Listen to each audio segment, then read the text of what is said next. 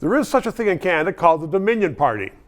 And what's it all about? You're going to find out in a minute. But of course, because of this guy here, I have to ask you, please subscribe and please donate to keep us on the air because we are not paid by the Liberal Prime Minister's office. Now, the Dominion Party.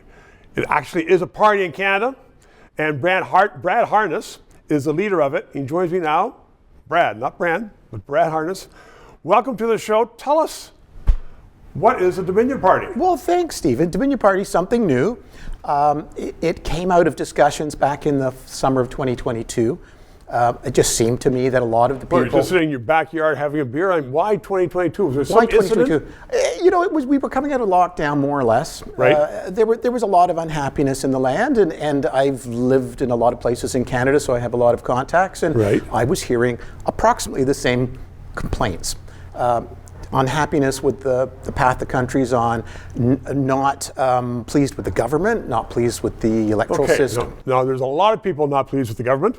And you had some discontented friends. Why don't you just say, okay, well, we're going to vote for one of the other parties? Why create your own? Well, I think the reality in Canada is that about 70%, if we're lucky, vote. And about 3/4 of those vote either Liberal or Conservative. Right. And have the other party as their alternate choice, as their second choice. Right. Not that we have ranked ballots, which would be a good thing, but they don't. So the trouble is, it's too much of a swing going from an extreme liberal agenda to an extreme conservative agenda if you're having to switch parties. You know, often you're thinking, do I like the party? Do I like the leader? Do I like the policies? And sometimes you just have to say, I definitely can't vote, for example, Justin Trudeau this time. I really don't like Pierre Poilievre. I'm going to hold my nose and do it.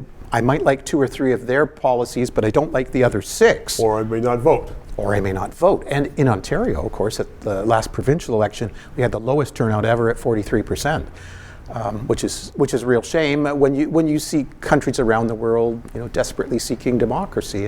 And my political life has been since my university days at McMaster in Hamilton, and it was part of the Conservative Club in the day. That was the pre-Mulrooney time. And then I was able to see Mulrooney come in, do well, and then I worked in Ottawa for 6 years during the end of the Mulrooney era. And that soured me on big party government, what I saw and experienced. Okay, so in the upcoming election, we'll talk about another day about the mechanics of it, but what does your party stand for? Well, what should everybody vote for? The party stands for hope for a better democracy.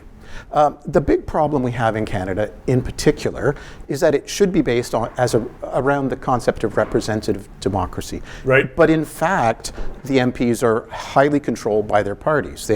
If they don't vote the right way, they're not going to have their nomination papers signed, and yet they could be elected in their riding with as little as 25% of the vote. So you're looking for true representative democracy? Yes, that is the goal. Brad Harness, good luck with it, and thanks very much. 3 minutes.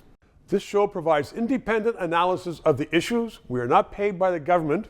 And as I am finding, so much business in Canada relies upon various governments that they don't want to sponsor or advertise on a show which may become controversial, which talks about liberty, freedoms, sometimes criticizes government. I've had guests on that support the government.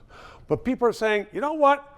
We don't want to bite the hand that feeds us, i.e. government, which is why I hope you'll subscribe and contribute to keep this show on the air.